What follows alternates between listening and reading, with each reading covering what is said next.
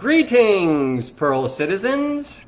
It is I, Will the Chill, also known as my legal name, Will Braswell, your fearless leader, coming to you live, once again, from the Perl capital of the world, sunny and beautiful Austin, Texas. Welcome to another fascinating and utterly remarkable episode of the Perl Town Hall.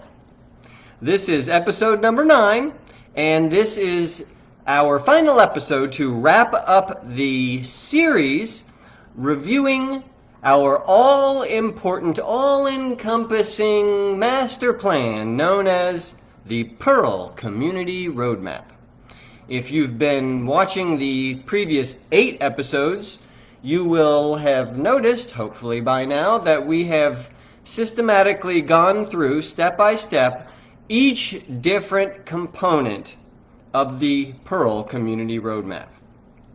This is a new plan that we have been working on over the past just under a year, and we originally published as our Halloween holiday release.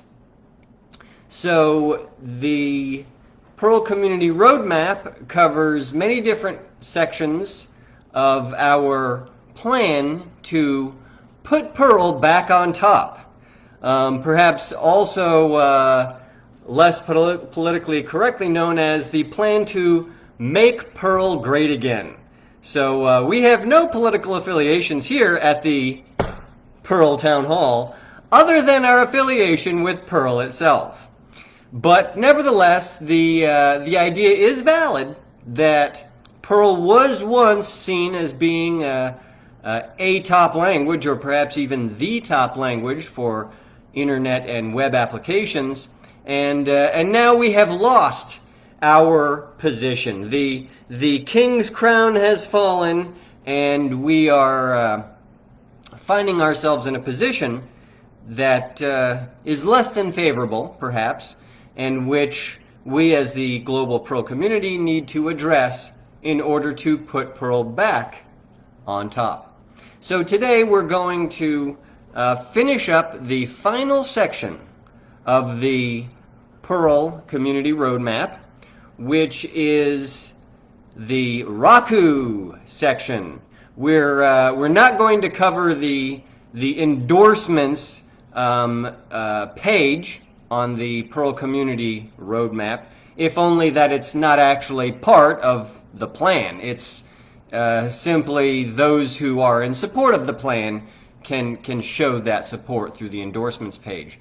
If you want to give an endorsement, just let me know and we'll get you on there. But that's not one of the actual components of the plan. It's not one of the subcomponents or sub-plans in the Perl Community Roadmap. So our last actual component of the roadmap is Raku. And we will start ourselves off, as we often do, with a quote from Saint Larry Wall, the founder and creator of Perl and also of Raku. So here's a quote from Saint Larry. He says, quote, "As for whether Perl 6 will replace Perl 5, yeah, probably, in about 40 years or so," unquote. Now, there are several other quotes by Saint Larry about Perl 6 and what is now what we call Raku. However, I won't belabor that point too much. Needless to say, there were numerous statements made by not only St. Larry but others in the Perl 6 development leadership that have clearly indicated that it is their intention and plan to replace Perl with Raku, or as this quote was worded, to replace Perl 5 with Perl 6. So let's look at the different considerations here, and we're going to essentially go through the story of Perl 6 and how it came to be known as Raku. So if you're following along at home, by the way, you can point your World Wide Web browser to perlcommunity.org/raku.html. And this will bring you to our Raku page, and you can follow along at home in the convenience and safety of your own domicile. So we start out with this idea of what we call sister languages. So this was part of the original Perl 6 narrative, so to speak, the story of Perl 6. I will say, however, that I think in the very, very beginning that there was this idea that Perl 6 might actually be in some way a new version of Perl 5. However, that idea was pretty quickly abandoned, and we're gonna talk about that now. So on October 24th,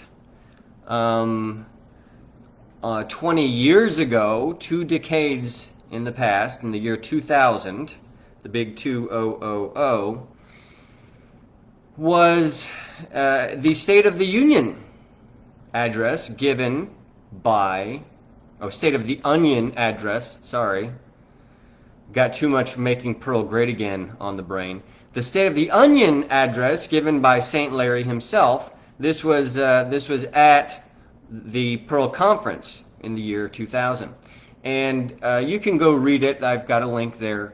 But needless to say, about that announcement, he pretty much stated, yes, we're starting on Perl 6. And I think at that time, many people probably did believe, and perhaps even Larry himself, that this would be a new version of Perl. And that's pretty obviously why the number 6 was chosen, because Perl 5 has long been the major version of Perl that we've been working with.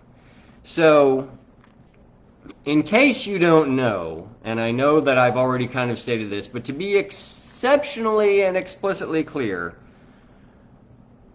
Raku is the new name for the language formerly known as Perl 6. So there is no more Perl 6, there's only Raku. But we're going back in time, with when there was such a thing as Perl 6, and I guess I'll be accused of dead naming for using this term, but this is a historic account, just like my other talks have been. And if you don't like the way that history has played out, I'm sorry, but I'm here to give an accurate reporting of that history. So Perl 6 was officially announced during the State of the Union address on October 24th, 2000 by St. Larry himself at the Perl conference. And at that time he said a lot of things, you can read it, but he did say that, quote, "There are many historical warts on Perl that wouldn't have been there if I'd known what I was doing. But hey, I was faking it back then. You didn't know that, did you? I'm more of a competent language designer than I was 13 years ago, and I have a lot more help these days. Plus, it's time to steal all the good ideas we can from those other languages that developed in the last decade. One of the things I've realized yesterday was that we're actually in a much better position than when I designed Perl 5. Blah, blah, blah. If you think about that, it means that it would be relatively easy to make Perl 5 spit out a closely related language such as Perl 6. And he's mentioning some technical stuff there about the Perl 5 interpreter's parsing backend. But the idea there is that, oh, and he also says, quote, first, the language itself could use some revision. I'm allowed to admit that, unquote. And yes, he has said that sort of thing several times. Of course he's allowed to redesign the language that he created. That's his right, I believe, as the language creator. However, what happened later was that some people had some issues, which we'll get into. So what we can see very quickly is that when this was announced in the year 2000, there were quite a few official responses. These were initially categorized into what we call the RFCs, request for comments. And these were essentially the 361 problems, concerns, or issues that people had with Perl. And I'm sure there were lots of redundant double entries and so forth, but St. Larry went through them all, gave them all numbers, and presumably culled out these duplicates and categorized them to some degree. And you can look at all of those. They're online. I've linked those as well. And this all happened during just a short period of like 2 or 3 months in the fall of 2000. And so a lot of input was collected very quickly. Then, over the next 4 years or so, St. Larry went on to write 8 documents that were quite detailed, at least in relation to the previous amount of detailed discussion on the topic. And these were called the apocalypses, which was taken to mean the original sort of biblical definition of a revelation. So this was Larry revealing his plan, St. Larry's revelations, so to speak, and it was his plan for how to redesign Perl essentially, and have a way to fix all of the 361 RFCs. Then, in 2004, after 4 years of working on those documents, which were kind of, I guess the RFCs were kind of like requirements, the apocalypses were kind of like early design documents.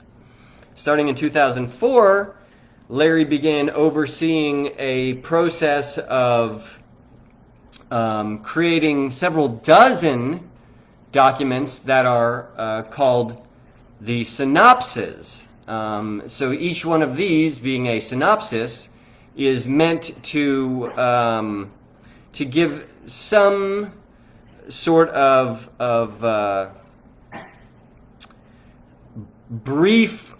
briefer design document explanation, or a briefer design document detail for the apocalypses.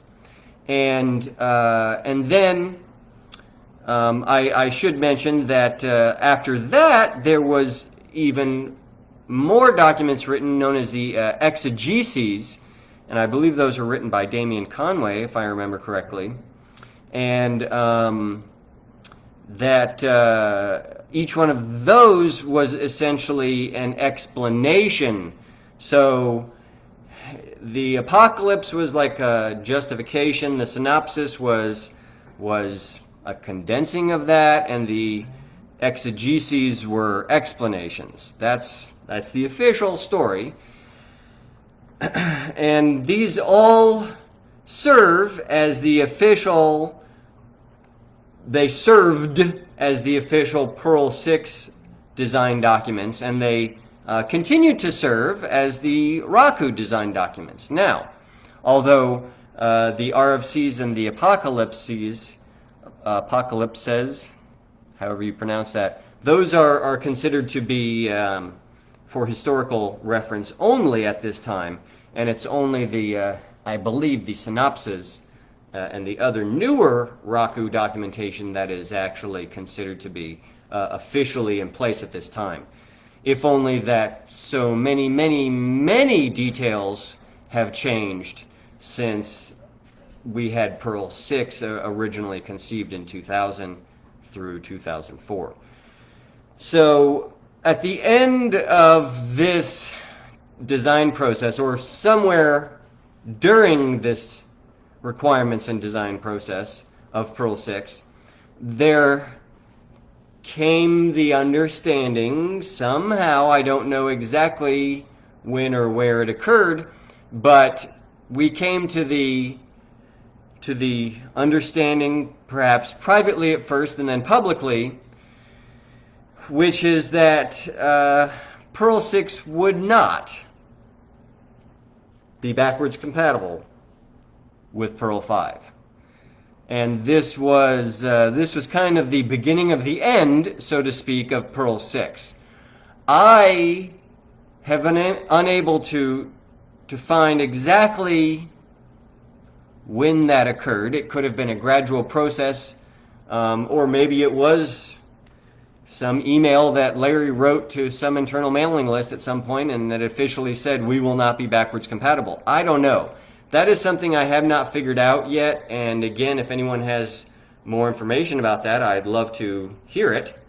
But nevertheless, that did occur at sometime around the 2000 to 2004 time frame.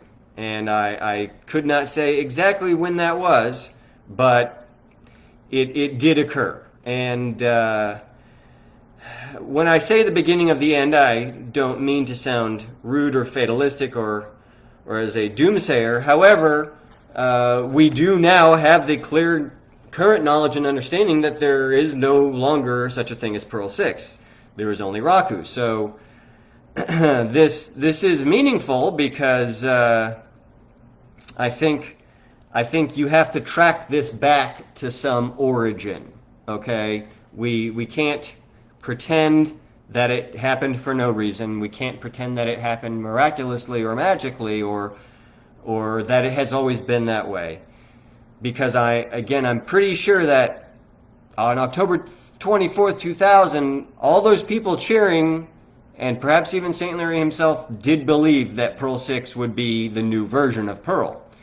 And when you have a new version of a language, it is generally expected and understood that it will have backward compatibility. So, in other words, you will not break all of the existing application code because your language has changed in a incompatible fashion.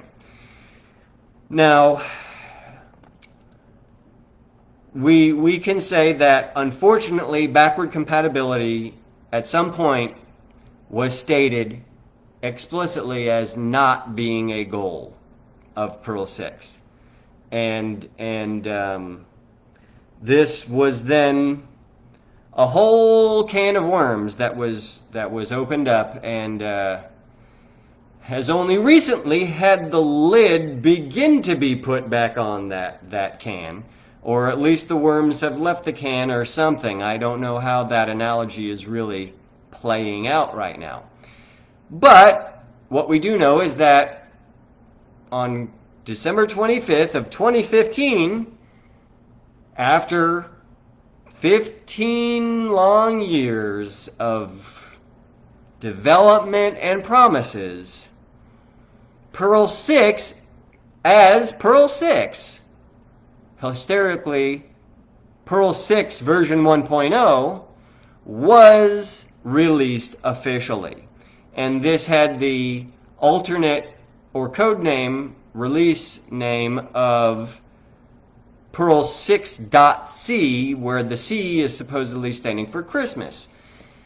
And we'll talk about that more for just a moment, because there is a long-standing story that when Perl 6 was first announced or released, or in the very beginning, I don't believe that it was explicitly stated, but somewhere close to the beginning, Larry or someone said that Perl 6 would be released or ready in time for Christmas.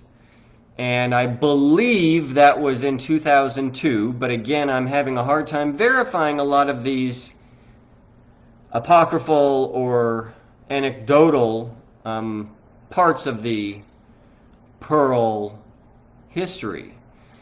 Nevertheless, myself and many others were made to believe, or even led to believe, or allowed to believe, that Perl 6 would be ready for Christmas very early on. And that did not materialize, and it was seen as a broken promise. And the reply given, again perhaps by Larry or one of his underlings at that time, was that, oh, well, we never said which Christmas.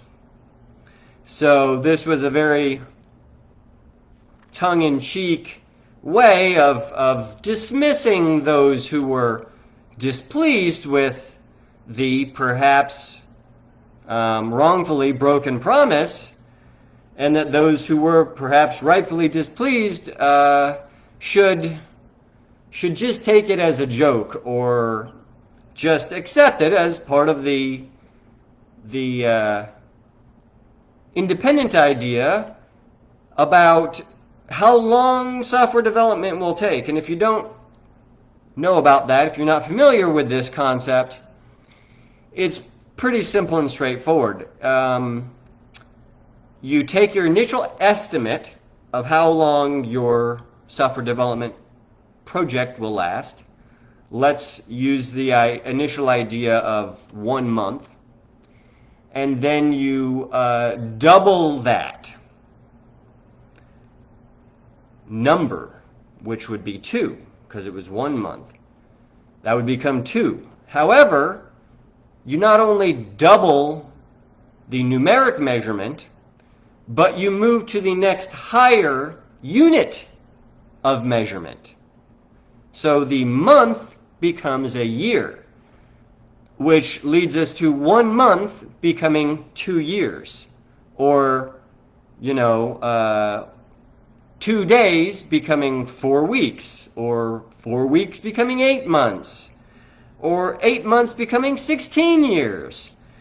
Well, it took 15 years for Perl 6 to be released, so maybe that idea is not too far off. Or maybe that idea is not aggressive enough. But nevertheless, there was an official release of Perl 6 version 1.0, 6.c for Christmas on Christmas Day of 2015. A lot of people thought it would never happen. I thought I was, unsure. I never knew what would happen, if it would really happen or not. And I was friends with a lot of the people involved. So I will give my disclaimer that I should perhaps have given at the beginning of this episode. I am not a Raku or Perl 6 programmer. I never have been. In fact, to be perfectly fair and for full disclosure, I've never written a single line of Raku or Perl 6 code. I'm a Perl 5 programmer, and I wrote the Perl 5 compiler, Rperl. So I'm pretty much a Perl programmer, not a Raku programmer. Nevertheless, was very friendly with the Perl 6 groups, and I still try to be, and I was very glad for them and celebrating when we had an official release. In fact, I still have my bottles of Perl wine, which I will never drink because I'm a Mormon and we don't drink alcohol. But I was very thankful for Wendy and Liz to create those bottles of Perl 6 wine in celebration or preparatory celebration of the release of Perl 6. In fact, I will grab them. I believe they're right over here. Let me just look real quick and we'll see.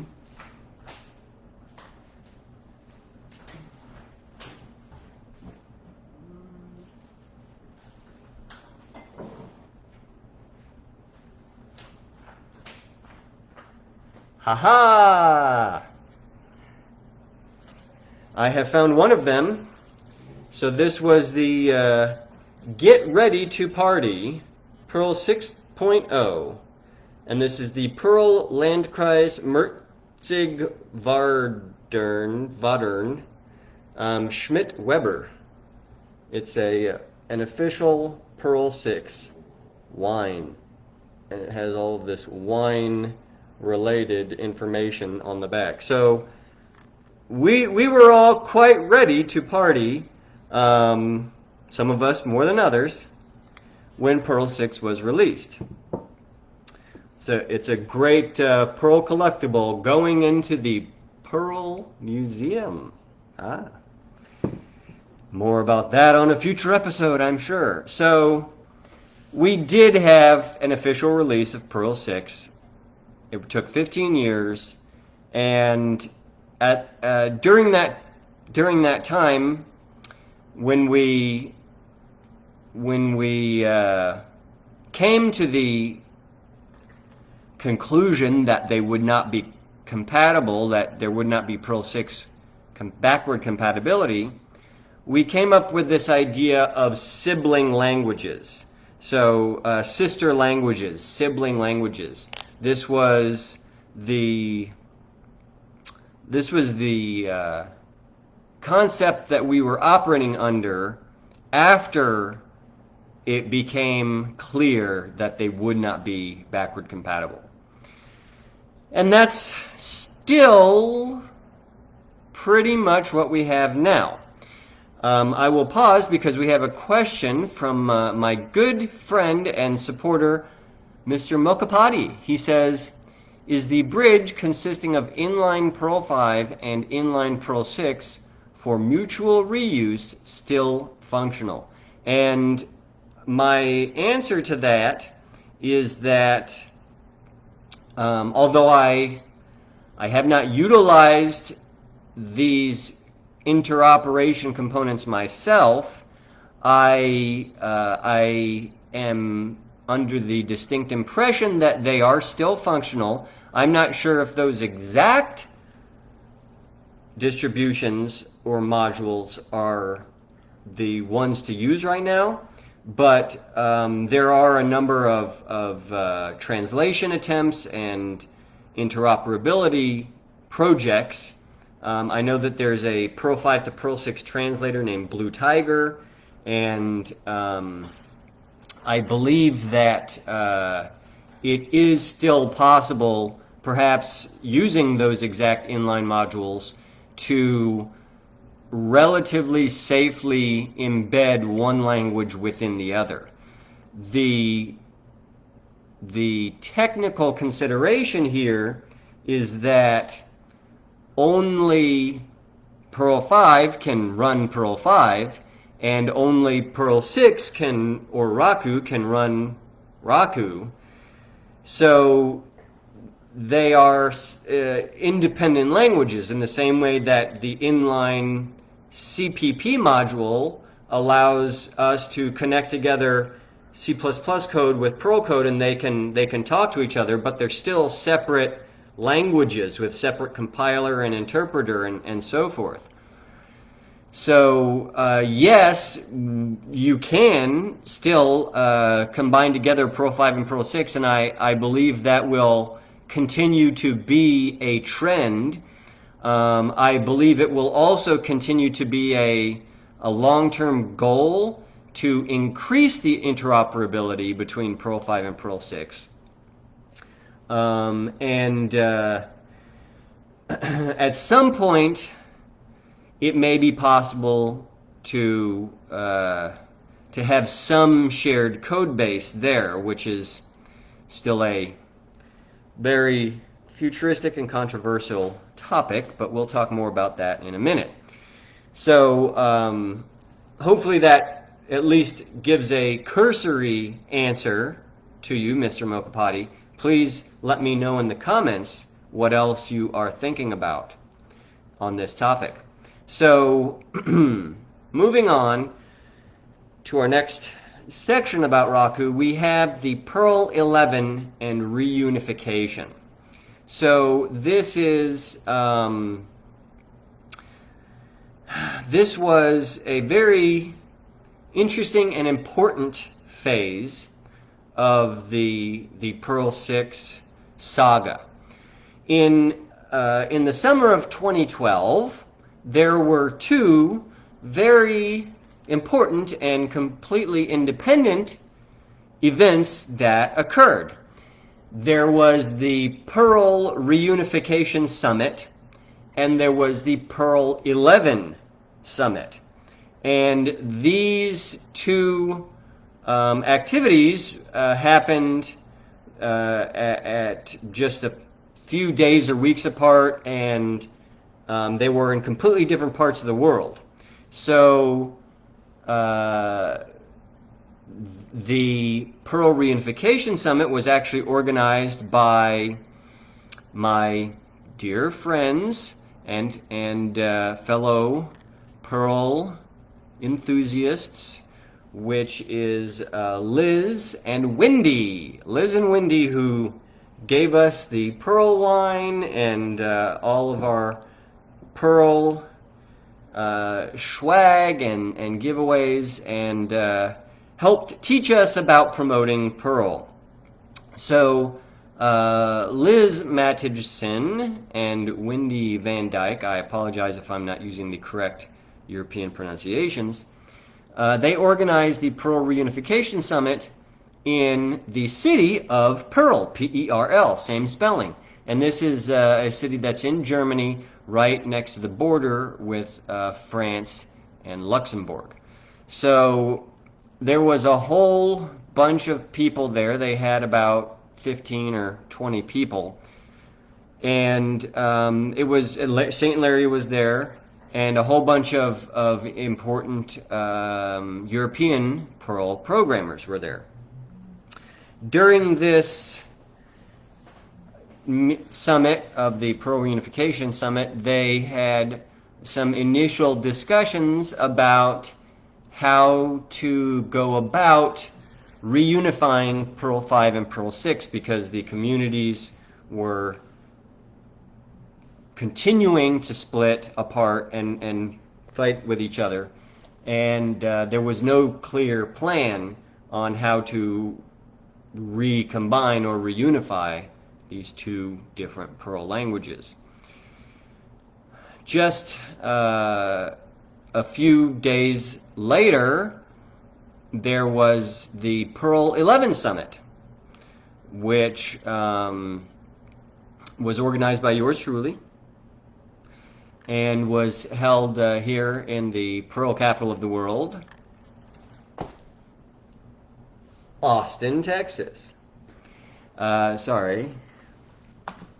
Austin, Texas. Austin, Texas, USA.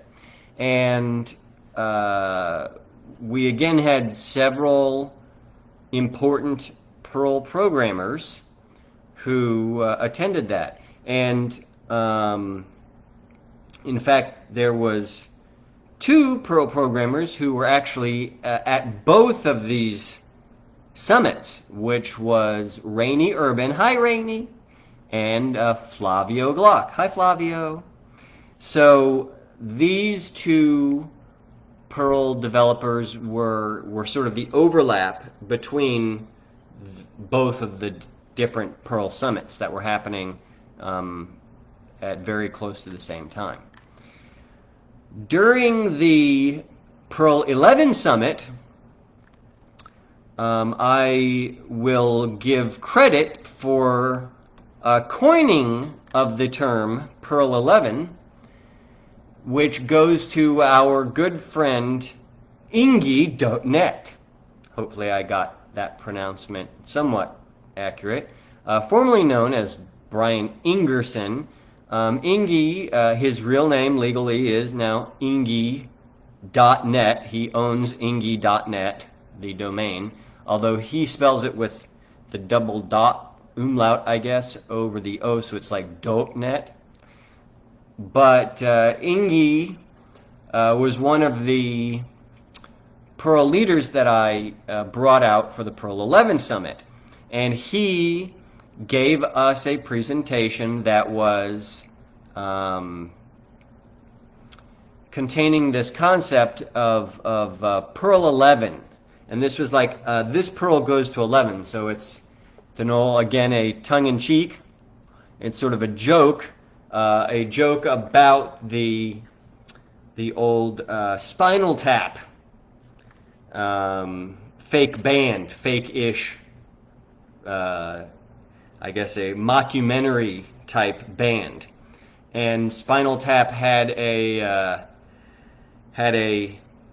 amp, a musical speaker that had a dial on it, and that dial, most dials go from 1 to 10, and their dial went up to 11, thus making it louder than a normal speaker. Although I think the idea is that those guys that were the band members of Spinal Tap were kind of dumb, and they didn't understand that it's the same volume whether or not the number written on the side of the speaker dial says 10 or 11. So it's a joke. It's making fun of people that are silly.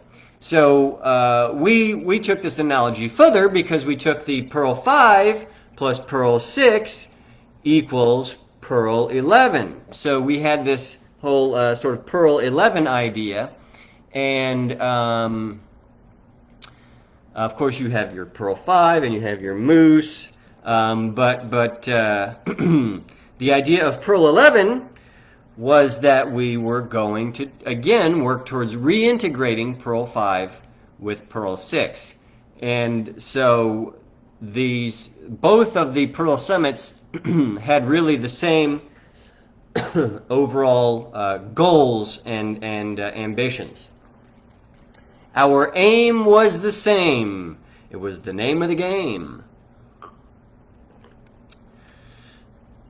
So we had the Perl 11 summit, and Ingi, Rainey, and myself went on to form the nucleus or leadership team of the Perl 11 movement, or sometimes known as the Perl 11 Development Cooperative or the Perl 11 Umbrella, and so forth. We have the Perl11.org website, which I encourage you to look at even for historical purposes. And we started collecting all of the different Perl projects which were either considered experimental or somehow could be related or useful to combining together Perl 5 and Perl 6. And we collected together quite a number of different Perl projects. Some of them were very short-lived. Some of them are still ongoing. Flavio mentioned before, he was probably first out of the gate with his Perlito project. Very cool, Flavio. I came up later in 2013, shortly after the Perl 11 summit, with the seminal and critical idea of our Perl. the Perl optimizing compiler. And then a little while after that, in 2016, Rainey came up with the idea of C-Perl, which is his corporate Perl, and that's actually a fork of the Perl 5 interpreter. You can read and hear more about those on the performance page and episode. And then also of some significance and note, the Perl 11 project or movement is what eventually spawned the Perl Community Roadmap and this web-based TV show, the Perl Town Hall. So yes, the Perl 11 movement was really kind of what started it all. And so many important things have come out of the Perl 11 that we have to give a lot of credit to Ingi for coming up with that idea, to Rainey and Ingi for helping me form that Perl 11 development cooperative, and for all of the other people, Flavio and everybody else, all the way down through Hauke X with his Web Perl, which is the newest addition to the Perl 11 umbrella. And all of these futuristic, forward-looking, experimental, sometimes considered crazy Perl projects, these are the many flowers that St. Larry says to let bloom. So one of the proverbs given to us by St. Larry, of course, there is more than one way to do it, or Tim Toady. Also, have the appropriate amount of fun. And then, among others, let many flowers bloom.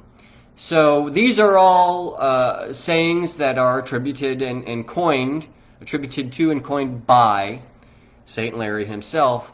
And when he said, let many flowers bloom, this could certainly be interpreted as being related to the multitude of Perl projects, many of which were not compatible with one another, or were only ever experimental, or got shut down for one reason or another, and were replaced by something else. So I salute you to all of those who had anything to do with any of the Perl 11 projects, because you have an important place in Perl history. You will be celebrated in posterity in the Perl Museum and as part of the Perl 11 umbrella. So even if your project did not make the final cut, so to speak, or even if it's not yet clear who made the final cut, I thank you from the bottom of my heart for contributing to Perl in a meaningful way. And I hope that everyone out there listening to this will consider the ways in which they can likewise give back to the Perl community. So, as we stated here with the Perl 11 and Perl Reunification summits, the goal was simply to reunify Perl 5 and Perl 6. And I guess I should laugh at myself a bit for using the term simply in that previous sentence of mine, because this task proved to be beyond the abilities of the best of us, and has never been achieved. In fact, Perl 5 and Perl 6 can never be reunified because there is no such thing any longer as Perl 6. Now, whether Perl and Raku could ever be reunified, there is still hope, perhaps in the far future, that some groundbreaking work could be done in that regard. I would see two obvious paths towards achieving that, and they both could work together or independently perhaps. First of all, my own long-standing plan and project using the Perl optimizing compiler, and eventually re-implementing all of Perl 5, and thus Perl replaces Perl 5 with full backward compatibility. And then, we're talking 10 or 15 years from now, we could try and implement Perl 6 or Raku functionality and have a single compiler codebase which is capable of natively compiling both Perl and Raku, and optimized to boot. Now, this is something that is perhaps prohibitively difficult, so it's difficult for me to make definitive promises about how that could play out. But I will tell you that it is my understanding that it is technically possible. And I will reaffirm my own commitment to the long-term support of Perl and, if appropriate, perhaps Raku at some point in the future. It remains to be seen how everything will play out, and we'll talk about that more in a minute. So, moving on, we have the idea of a name change. So we did have quite an extended period of time from the year 2000 all the way through the year 2019 when there was quite a bit of confusion about the difference or similarities between Perl 5 and Perl 6. In fact, so many people were confused about this that it caused perhaps a permanent problem. It caused a tremendous, gigantic, enormous problem. That problem is simply that people did not know if Perl 5 and Perl 6 were the same thing or if they were different. And obviously that's a pretty critical component of this entire technical discussion. So, you know, even among very educated computer science type people, they were asking the question, well, is Perl 5 going to be the same thing as Perl 6? Is Perl 6 just a new version of Perl 5, and so forth? So I personally had to deal with this on countless occasions. I mean, dozens, if not hundreds of times, explaining to people, sometimes repeatedly explaining to people, no, Perl 6 is not the same thing as Perl 5. They do seem to be related because of the name Perl and because of the sequential nature of the numbers 5 and 6. But Perl 6 is not compatible with Perl 5. It's a separate language and the naming is confusing. Please do not consider them to be the same language. This was the conversation that I had with so many people. It really became tiresome. So the fact that Perl 5 and Perl 6 were not compatible caused many, many developers to question the logic of having the name Perl 6 in the first place. What is the validity of the name Perl 6? Or is it not really a logical, valid name? And this was a long, slow burning argument. It was more than a debate, it was a unpleasant argument. It was a source of contention. It was a source of real, almost hatred among those who were in both camps. And thank you, Benny, for your support, technical support here. So what we ended up with was people in the Perl 5 camp becoming extremely resentful that Perl 6 was version squatting, which means that Perl 5 had to keep using minor version numbers, 5 dot this, 5 dot that, because we could never go to version 6, ever. And the development of Perl 5 did continue this, all of these 20 years. Well, 15 years between 2000 and 2015 when Perl 6 was officially released and beyond. And the development continues to this day. On the other hand, the Perl 6 people had their feelings hurt because they still wanted to consider themselves to be Perl people. They still wanted to feel welcome at the Perl conferences. They grew up, for the most part, with Perl 5, and their leader was Larry, the same Saint Larry of Perl 5. So we had the same sort of, saintly leadership for both groups. It was very confusing, and it still is, in many ways, very confusing today, in the year 2020.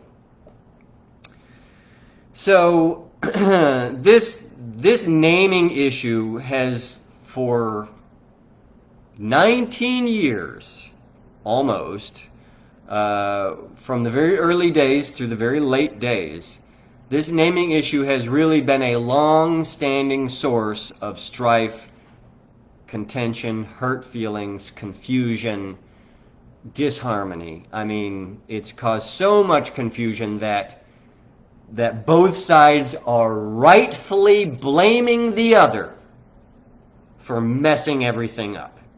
Because Perl went from number 3 to number... we're so far down on the list, we're not even in the top list hardly almost anymore. We're almost off the bottom of the chart. So this, it gets me riled up just thinking about it. What happened was in 2019, after a very heated debate, there was officially a renaming. And this renaming occurred towards the very end of 2019.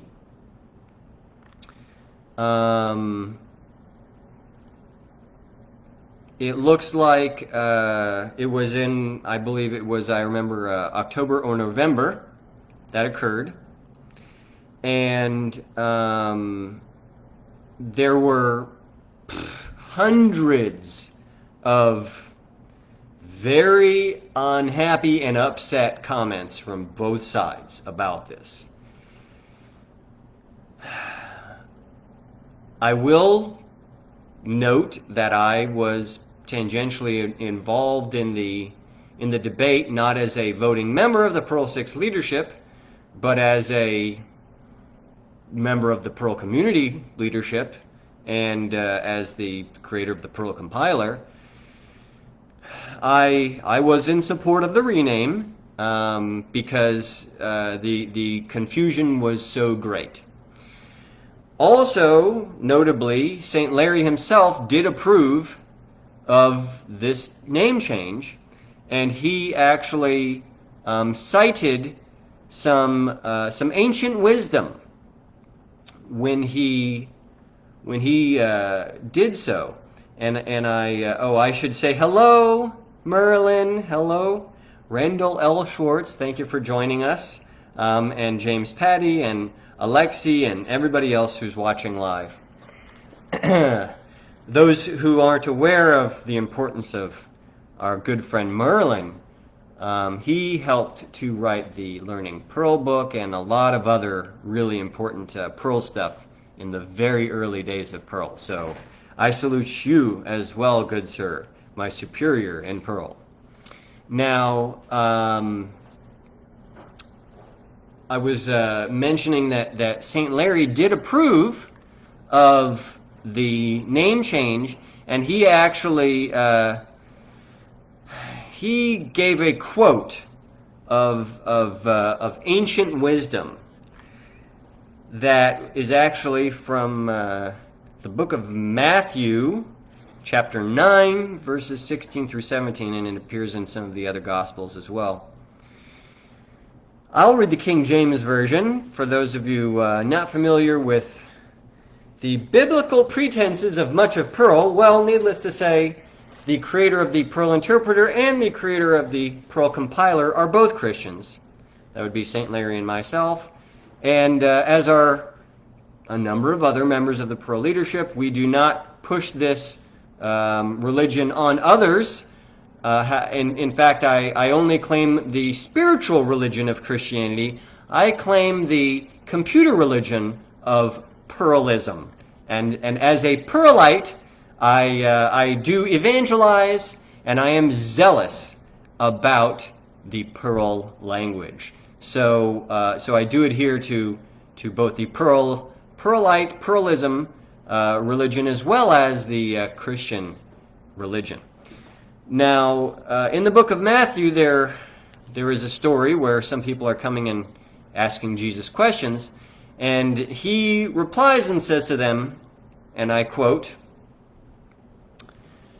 "No man putteth a piece of new cloth unto an old garment, for that which is put in to fill it up taketh from the garment, and the rent is made worse.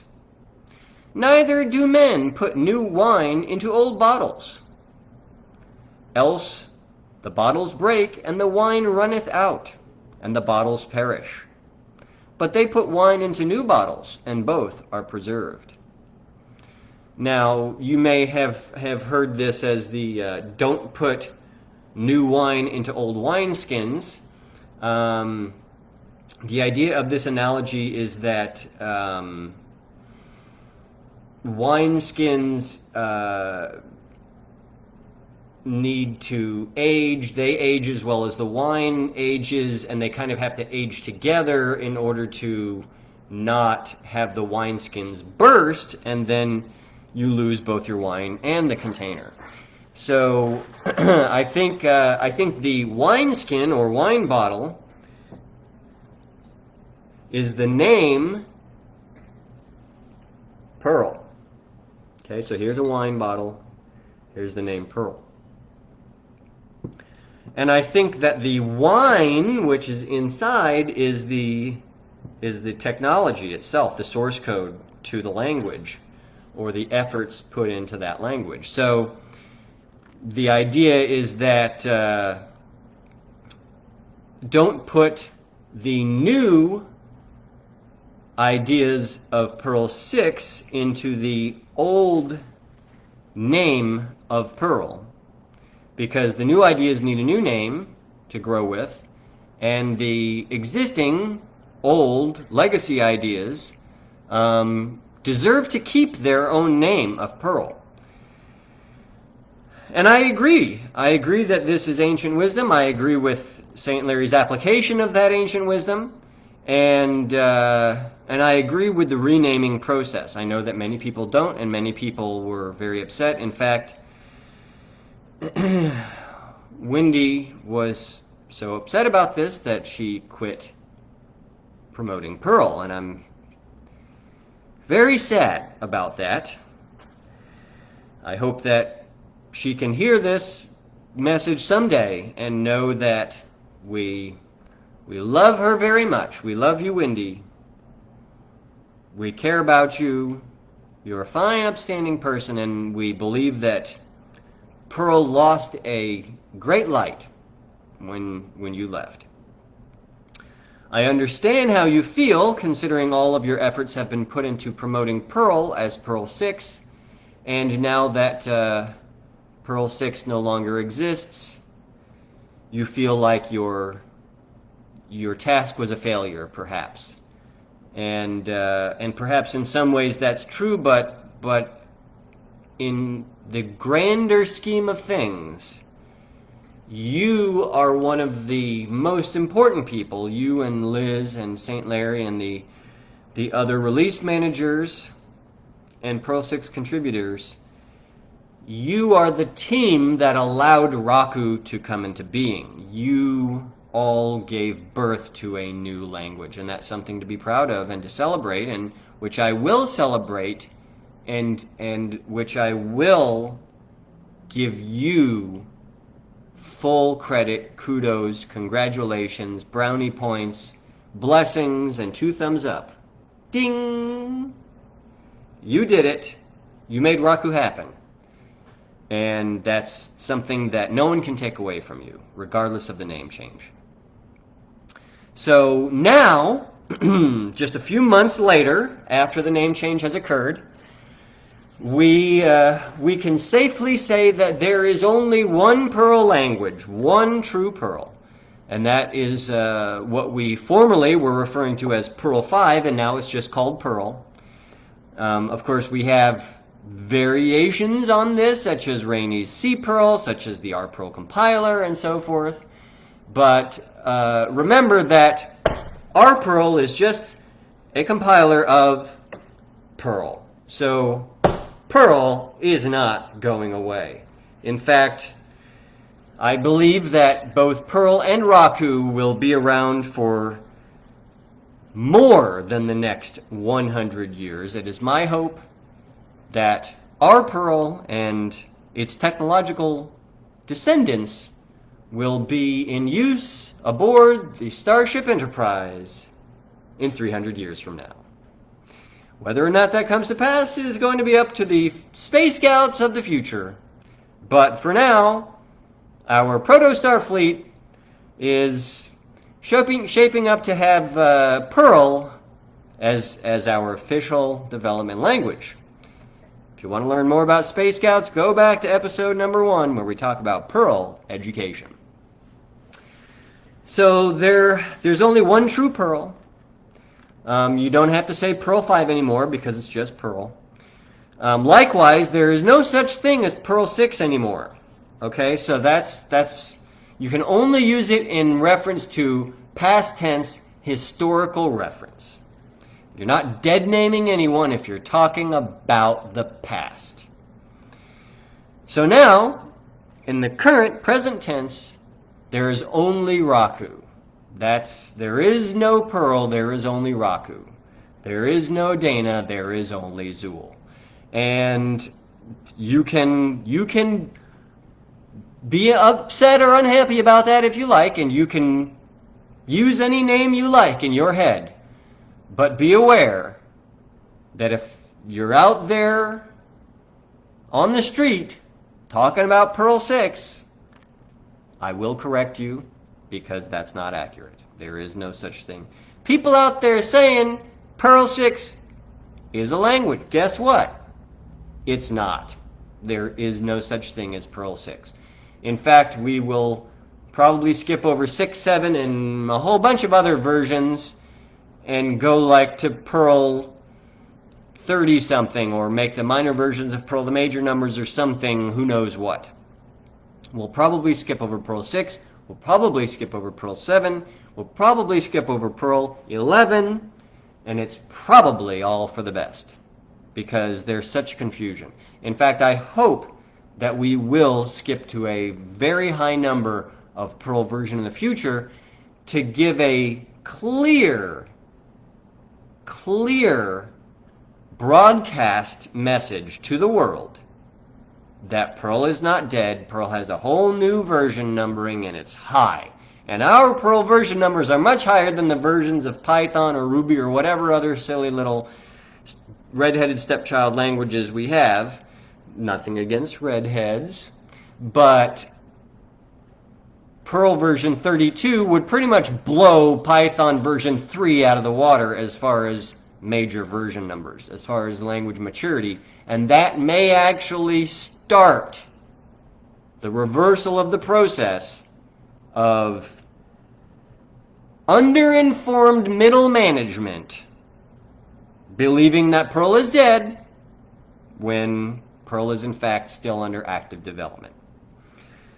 And of course, the goal with the whole name change thing is simply to clearly differentiate and delineate the difference between Perl and Raku. They're not the same language, they're not compatible, they may have some people in common, but they are not the same thing. So let's just talk briefly for our last few minutes here about Perl conferences and the Perl family of languages. St. Larry has specifically stated that he would prefer to keep one conference for Perl 5 and Perl 6, now Perl and Raku. His, again, often tongue-in-cheek explanation for this is that if we have Perl 5 and Perl 6 in one conference, then I only have to attend one conference. That's what Larry says. In fact, this was this was an early explanation he gave as to why he wanted to keep the name Perl 6 as Perl 6. And again, this was because if Perl 5 and Perl 6 are both named Perl, then I only have to go to one Perl conference each year, he says. And that was perhaps a valid consideration for several years, or even a decade or two. But obviously the name change has already happened. So I think the logic simply shifts towards the same outcome, which is that if we have a Perl and Raku conference, then again, St. Larry only has to attend one conference instead of two. Or at the very least, one conference at a time instead of two. So he would not have the Perl conference for North America and the Raku conference for North America. He would not have the Perl conference in Europe and the Raku conference in Europe. You would just have one of each, and one trip to make, and one flight to catch, and one hotel to stay in, and his lovely wife and cheerleader and supporter Gloria would only have to do one set of planning and preparations for each trip. So it would honestly be significantly less effort, cost, and overhead for many people, including St. Larry, to keep the conferences combined. Also, I think the idea is that this would cause, or this would at least encourage the Perl and Raku communities to continue to interact together. And even if you only see one another once a year at the conference, well, you're gonna see each other at the conference, whether you like it or not. So, hey, go ahead and you might as well stay on good terms with each other, because you're gonna have to share the same conference year after year. And you might even have lunch with each other a few times during the conference and swap some ideas and have some interplay between the language design teams. And I guess in theory you would continue to promote the idea of interoperability on some level. Perhaps not reunification anymore, or not right now for the time being, but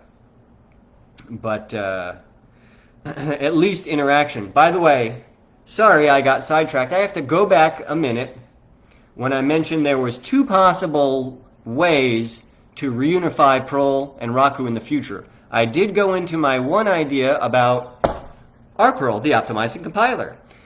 The other idea is that Perl 6 could re-implement all of Perl 5, because Perl 6 has language grammars as first-class citizens of its own language design and grammar.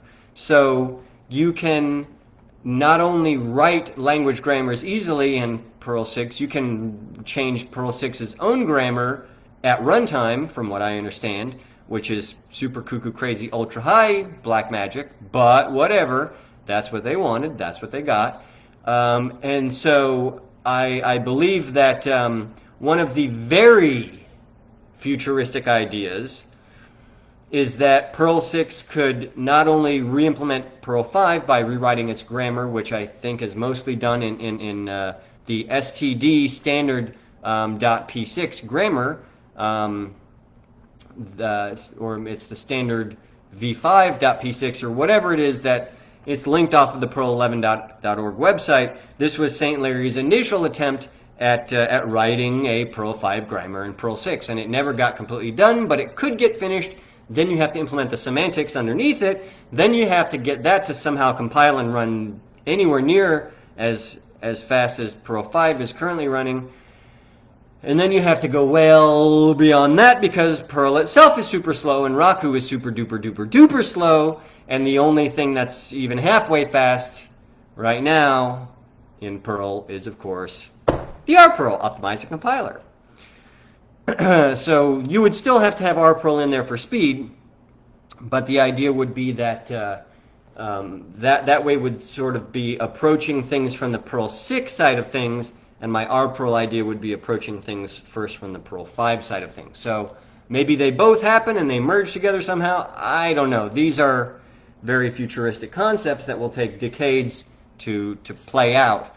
But what I was mentioning as another tangent was that in the far future, Perl 6, with its futuristic grammar thingy-majiggers, could not only subsume Perl 5 and its grammar, but perhaps many other or all other computer programming languages.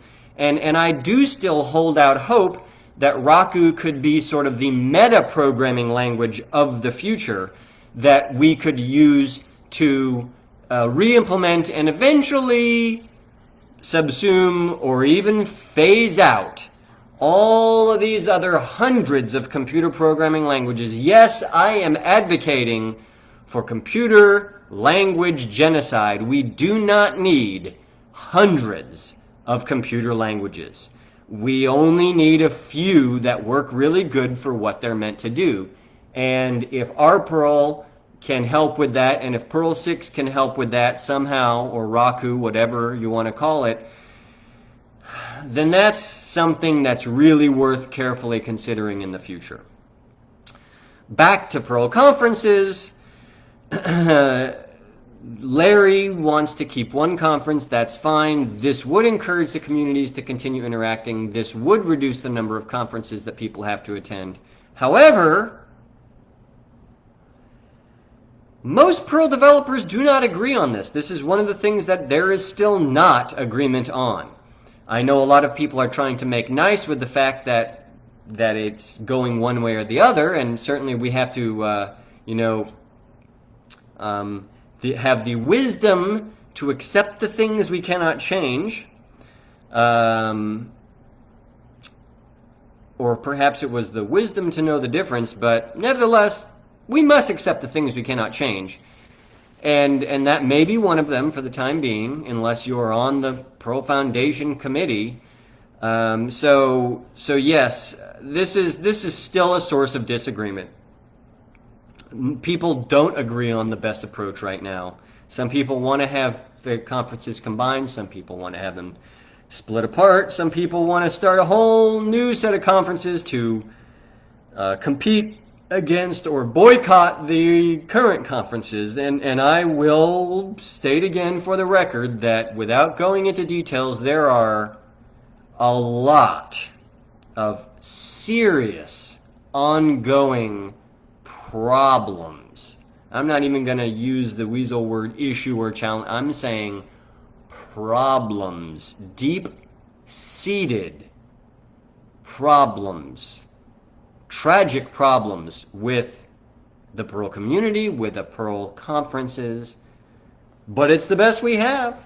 We're here trying to rebuild the Perl community. We're here trying to have the Perl Town Hall. We're here trying to promote perlcommunity.org, and we're trying to talk about conferences in a reasonable, peaceful way. So, I do think there needs to be a major overhaul of Perl governance and Perl conferences, but I am not the president of any Perl foundations at this time, so I will simply act as the leader of the Perl community, the de facto acting mayor of Pearltown, the humble, fearless leader of Pearlville, of the Perlites, of Perlism, and do the best that I can to encourage you all to read and act on the Perl community roadmap.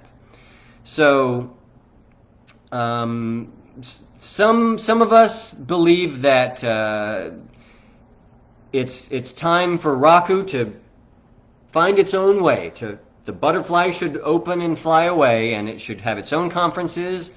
Other people believe that they're active in both communities. They don't want the conference to split apart. I could see how both sides have valid arguments, and it's very difficult to know who's right and who's wrong.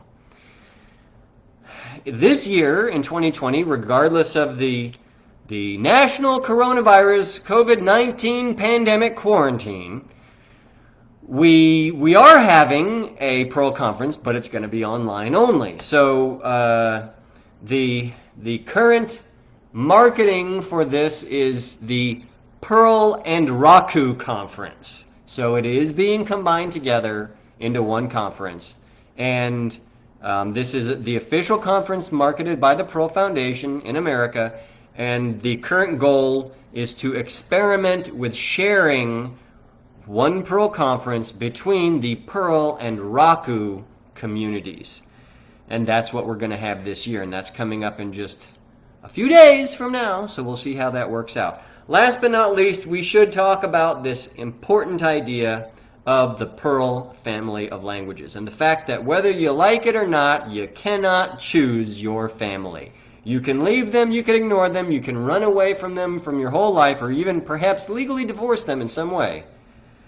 But they are still your family. So, from 2000 to 2015, there was a widespread belief that became more widely spread as time went on, that Perl 6 would make Perl 5 completely obsolete. This idea was held by the Perl 6 people who wanted to be the new version of Perl. This idea was held by some of the old Perl 5 people who were afraid of what would happen to their own language, and rightfully so, with that concern. And it was also a belief held by a number of people outside of the Perl community, or management types, or other different language programmers, Python people, so forth. And they believed that Perl 6 would be such an important new thing that everyone would abandon Perl 5 and move to Perl 6. However, when 15 years were going by and no Perl 6 was ever getting released, another widespread belief came into existence, which is that Perl 6 was vaporware. This means something that never materializes, like Duke Nukem Forever, or some other many different very infamous pieces of software that received a lot of marketing hype and promotion and even development, and sometimes redevelopment, and never got released. And I did not know, even up to the last day, if Perl 6 would ever actually be officially released. I didn't know. It was just too hard to tell. I mean, there was so many people on both sides that had such a strong opinion. How is one to know what to believe? Even those of us that are keenly concerned and deeply involved with the Perl community. So, because of this idea of Perl 6 being vaporware, we saw a huge number of Perl developers leave Perl permanently and go to other programming languages such as Python or Ruby or Java or PHP or JavaScript or Erlang or Go or Rust or any other red-headed stepchild or fad languages that they could get their grubby little hands on. And I'm very ashamed to say that they were perhaps right in doing so, because the Perl jobs continued to decline, and the Perl money continued to decline, and the Perl popularity continued to decline, and people continued to leave Perl. And it seems like it's still happening now, perhaps at a slower rate, because there's simply less people remaining in Perl to leave. But I talk to hundreds of Perl people every year, and believe me, it is a regular and ongoing tragic comedy to hear them say, I'm quitting Perl, my company is no longer developing Perl, we're selling off all of our Perl resources, we're trying to get bought out, so we're going to switch off of Perl. The list goes on. And I am ashamed because of that as well, and I'm ashamed because of what those people are doing, because now that we finally have a rename, and now that we have an optimizing compiler, and now that we have a roadmap for our community, this is finally the time to change the curve and to start making Perl great again. So please do not choose this as the time to abandon Perl. The smart time to abandon Perl was 10 years ago.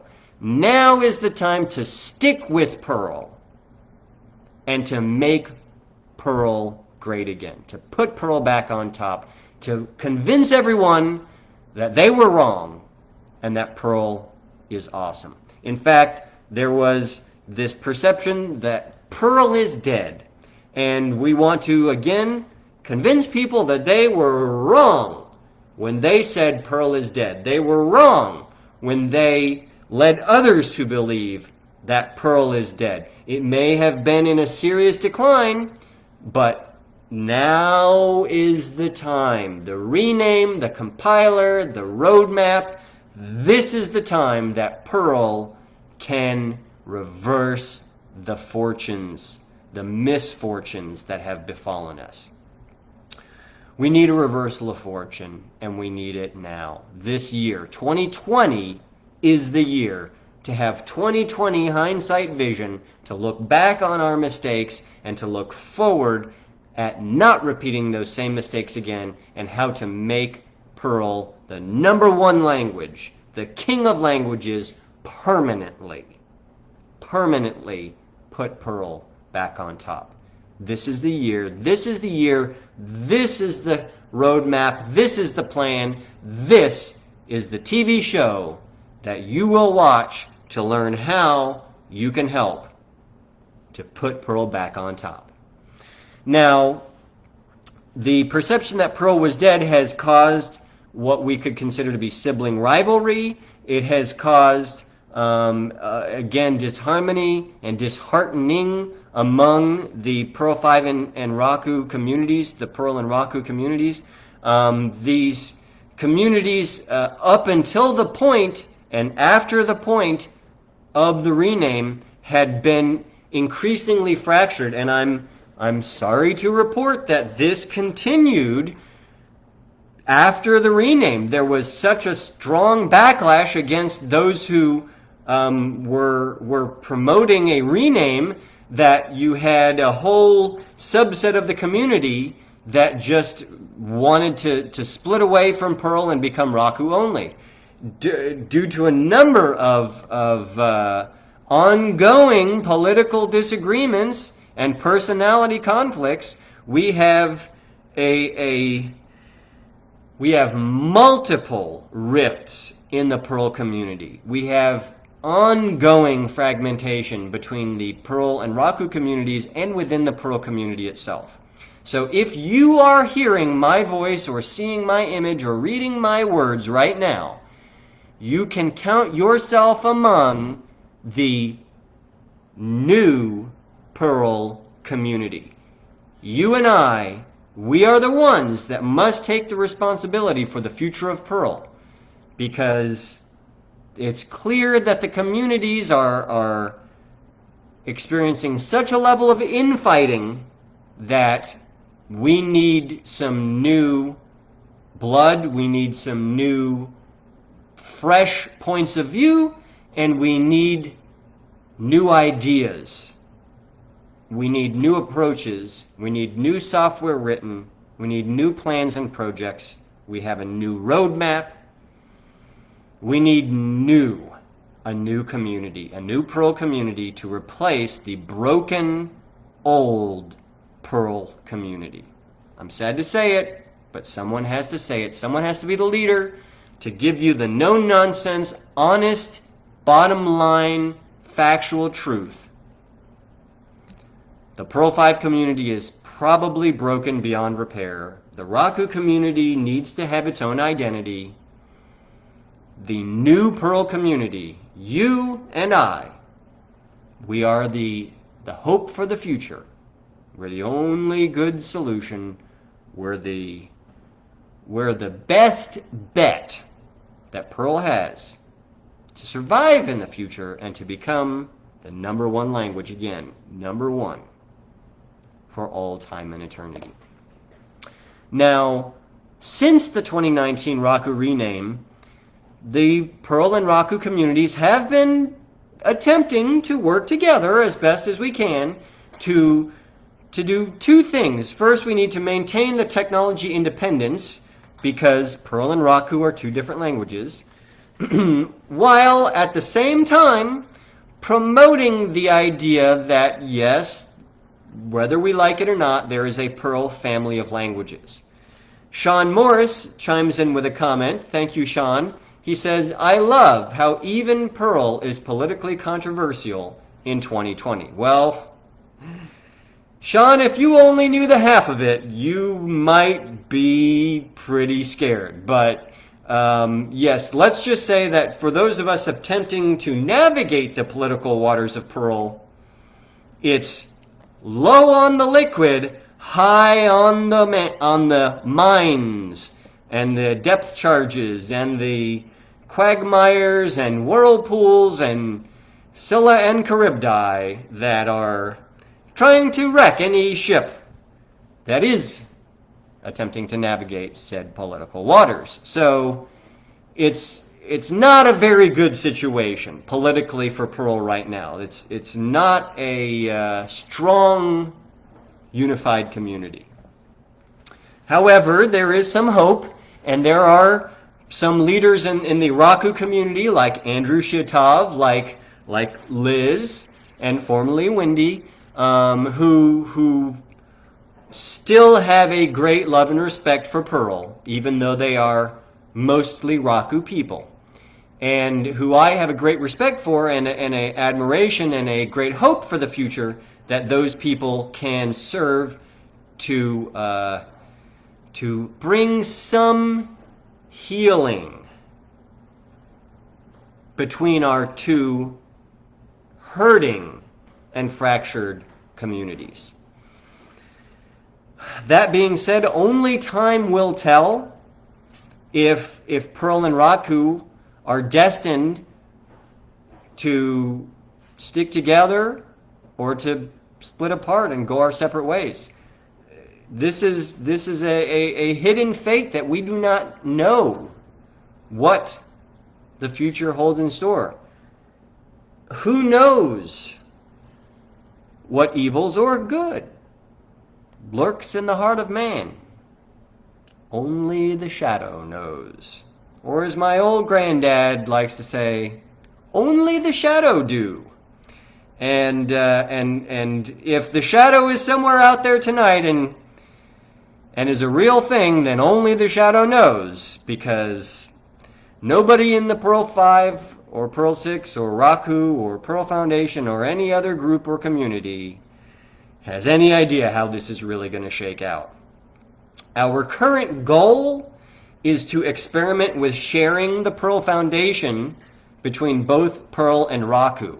And our current Perl Foundation president, Stuart McIntosh, has stated as such that we will try and keep things together. However, I would consider it to be equally likely that Raku will desire and deserve its own foundation, which would probably be something along the lines of the Raku Foundation, or, you know, something similar along those lines.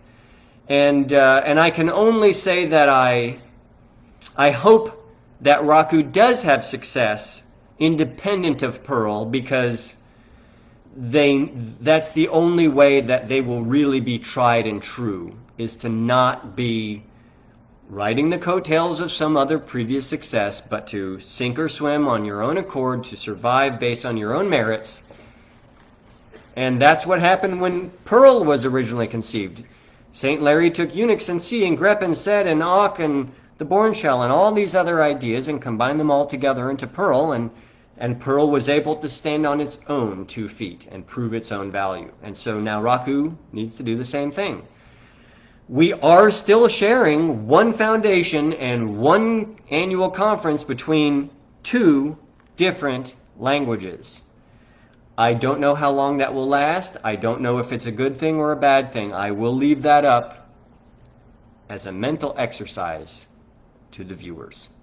So, with that, we have come to the end of our section about Raku, formerly known as Perl 6, and also to the end of our lecture series on the Perl Community Roadmap. We will, of course, be continuing with the Perl Town Hall. It is our web-based TV show. It is our web blog, our webcast, our webisodes, to promote all things Perl related. But we've gone through the entire Perl Community Roadmap now, at least in its initial form. We've done a great deal of discussion and in-depth exploring about each part of the Perl Community Roadmap, and I hope that we have encouraged you, the viewers at home, to consider how you can play a part with the roadmap, to consider how you can contribute your time, talents, efforts, money, even to look at the possibility of contributing on Patreon. We have ongoing Perl development that is including this TV show, it is including the roadmap, it is including the compiler, and all of the other most important Perl projects. So we thank you for your support. We thank you, Mr. Mokapati, and all of our other supporters on Patreon. And we hope that you are all staying safe and continuing to be enthusiastic about Perl and to help Perl become great again. So, with that, I thank you all for joining us here on episode number 9 of the Perl Town Hall. And I remind you all, wash your hands, wear your face masks, and practice social distancing, because we need you to stay safe and to help promote Perl. This is Will the Chill signing off from the Perl headquarters of the world, Austin, Texas. Thank you all for joining us, and good night. And cut.